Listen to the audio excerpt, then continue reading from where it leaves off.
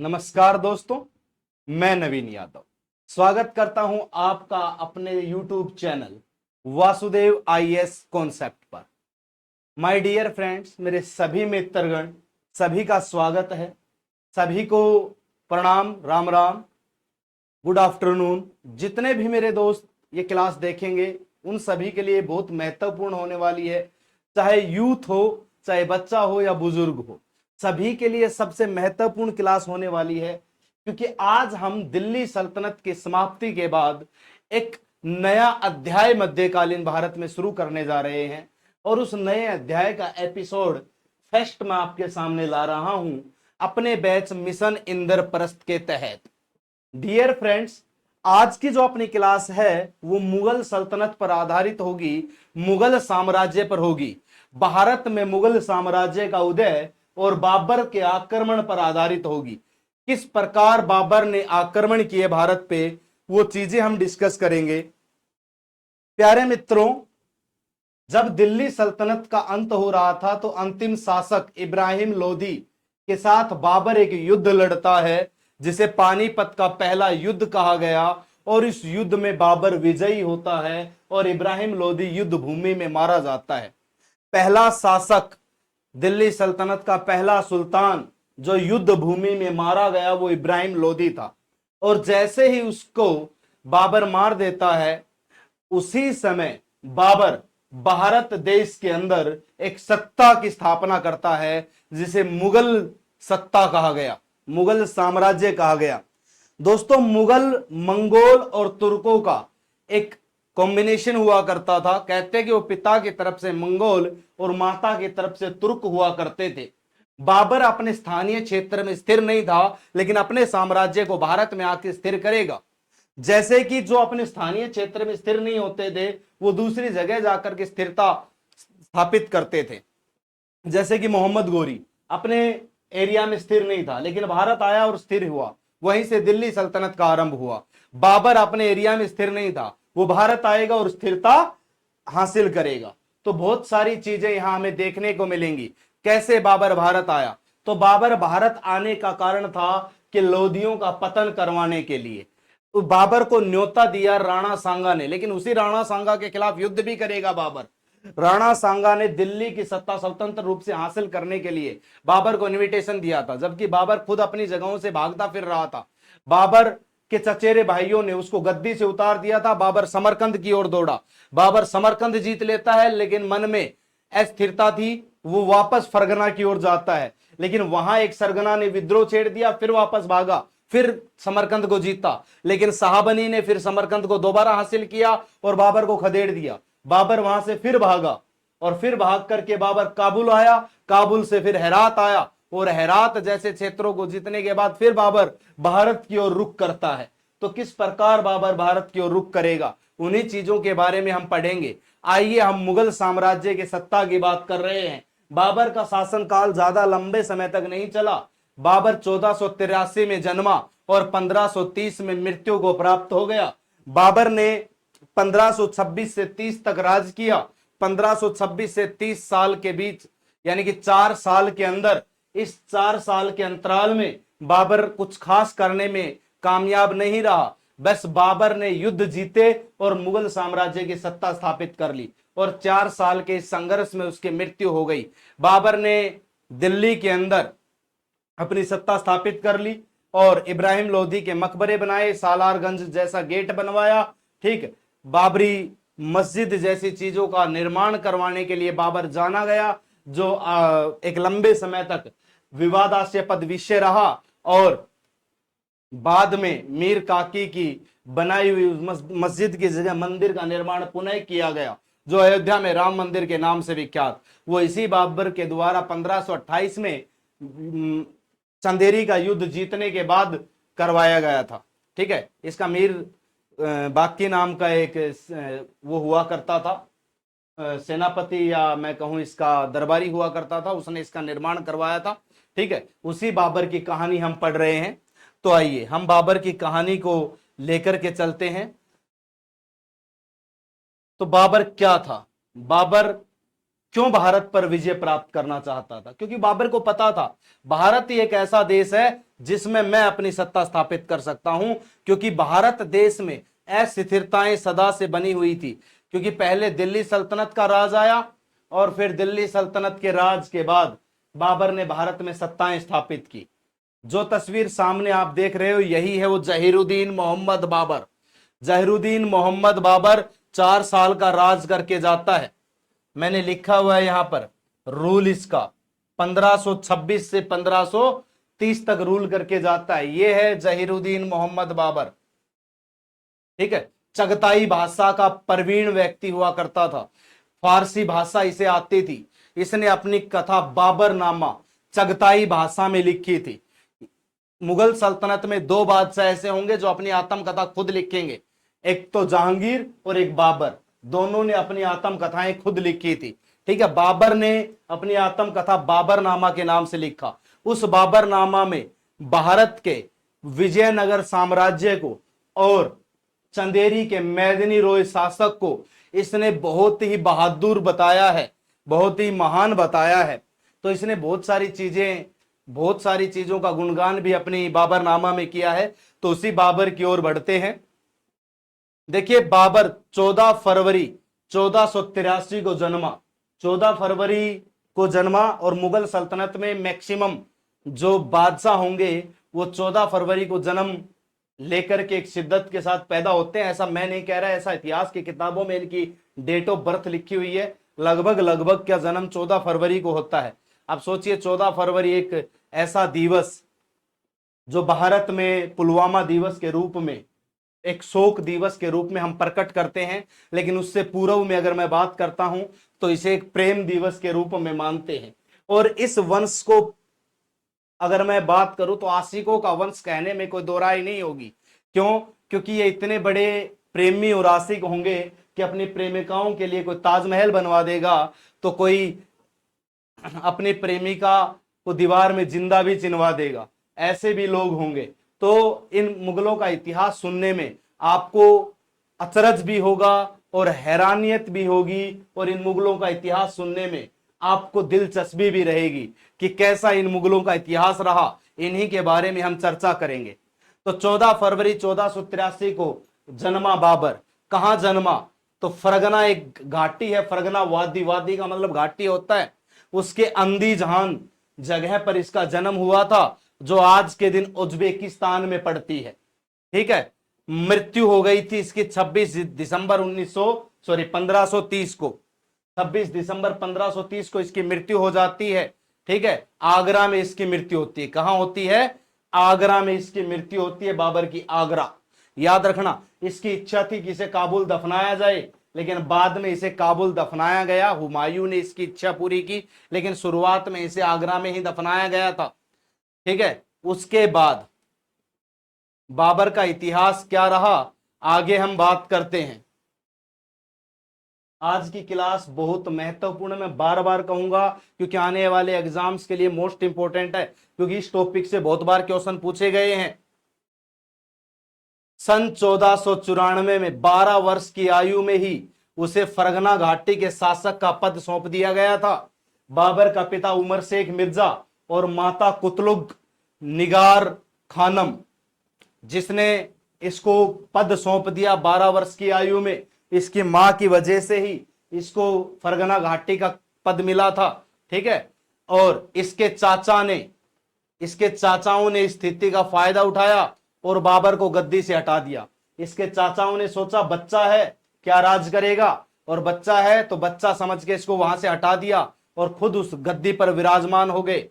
सालों तक उसने निर्वासन में जीवन बिताया, सालों तक भटकता रहा। जब उसके साथ कुछ किसान और उसके संबंधी ही थे, जब वो भटक रहा था तो उसके कुछ रिश्तेदार और उसके किसान वर्ग के लोग थे।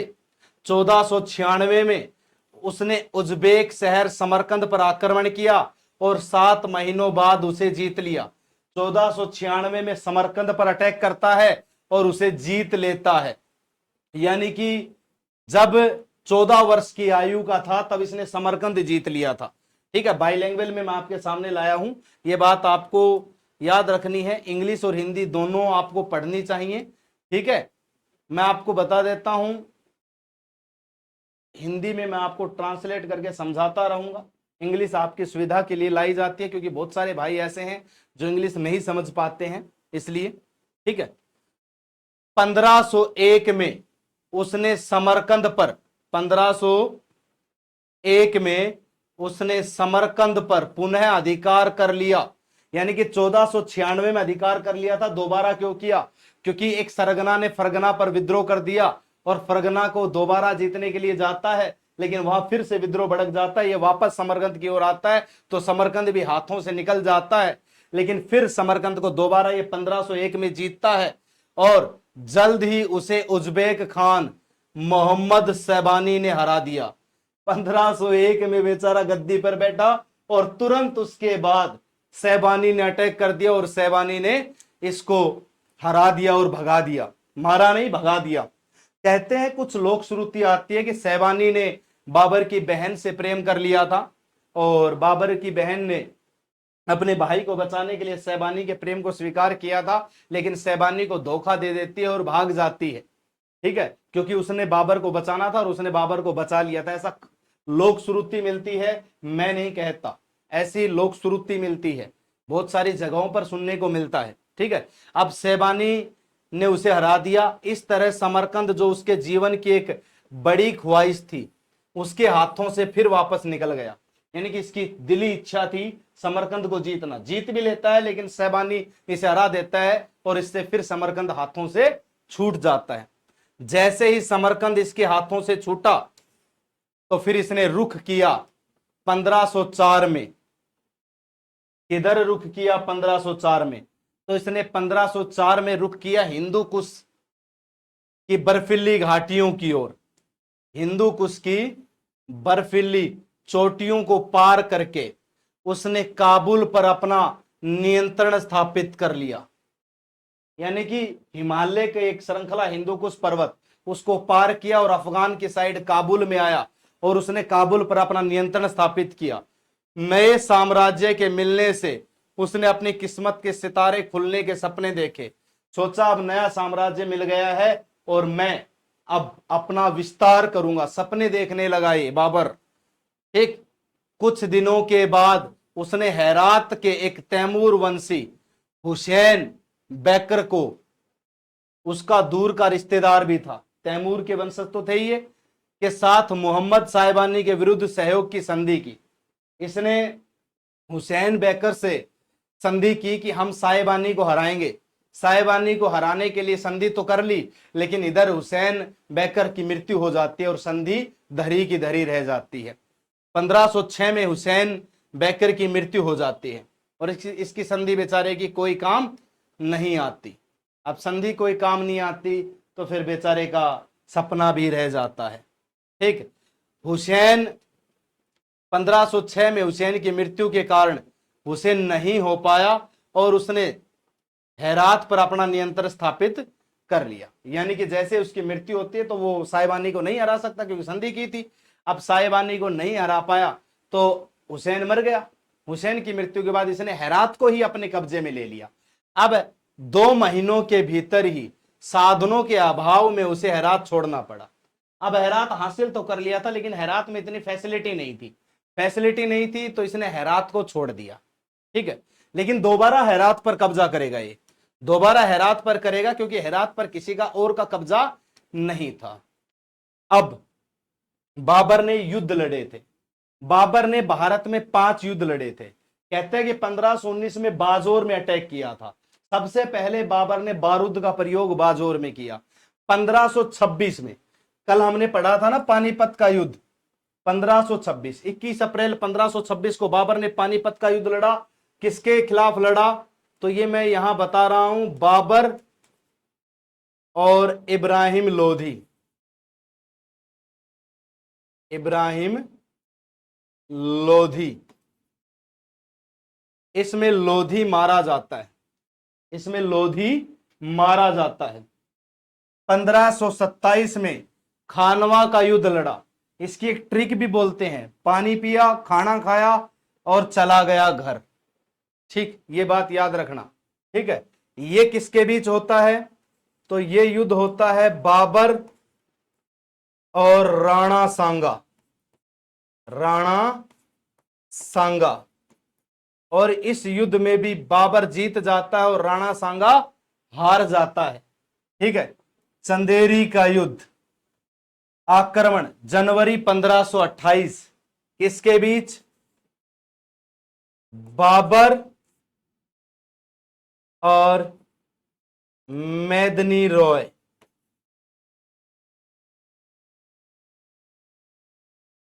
मेदिनी रॉय के बीच। इस युद्ध में भी बाबर जीत जाता है। ठीक। और अंतिम युद्ध लड़ता है घाघरा का युद्ध 1529 में। बाबर और महमूद लोधी, महमूद लोधी कहते हैं कि अफगानी फिर से एक हो रहे थे और बाबर ने इस इनकी एकता को फिर से खंडित किया और महमूद लोधी को हरा देता है। ठीक है। और ये चारों ही युद्ध बाबर जीत लेता है। ठीक। और बाबर इन 4 युद्धों की विजय का एक प्रतीक मानता है। और इन्हीं कहते हैं कि पानीपत के युद्ध के बाद बाबर ने सालारगंज गेट बनवाया, अपनी पत्नी काबुली की याद में काबुली बाग बनवाया। इसकी पत्नी थी असमत काबुली, उसकी याद में इसने काबुली बाग बनवाया। पानीपत हरियाणा में पड़ता है, पहले बता देता हूं, जिसको महाभारत समय में प्राणप्रस्थ कहा जाता था। ठीक। इसी पानीपत में इसने सालारगंज गेट बनवाया। इसी पानीपत में इसने इब्राहिम लोधी का मकबरा भी बनवाया। ठीक। ये चीजें आपको याद रखनी है। फिर उसके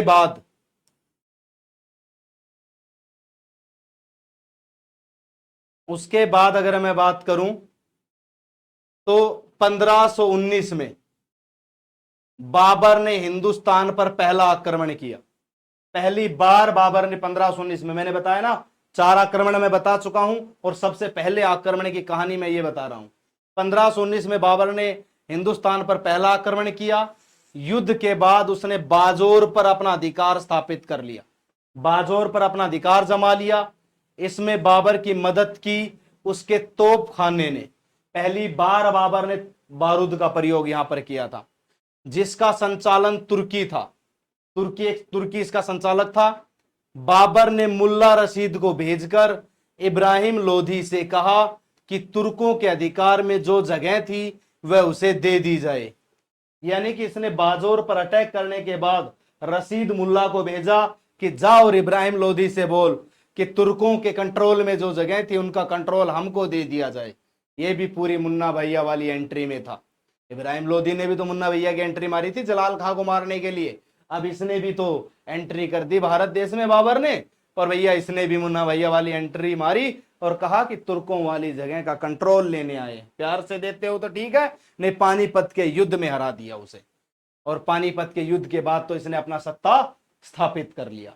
और सत्ता जैसे स्थापित होती है बाबर की, बाबर एक नए साम्राज्य की नींव रखता है और उस साम्राज्य को कहा गया मुगल साम्राज्य, मुगल एम्पायर। हम पढ़ रहे हैं मुगल साम्राज्य। इसके बाद बाबर ने ये युद्ध जीता, उसके कुछ कारण रहे और इसको कुछ चीजें मिली। क्या चीजें मिली वो मैं आपको बता रहा हूं।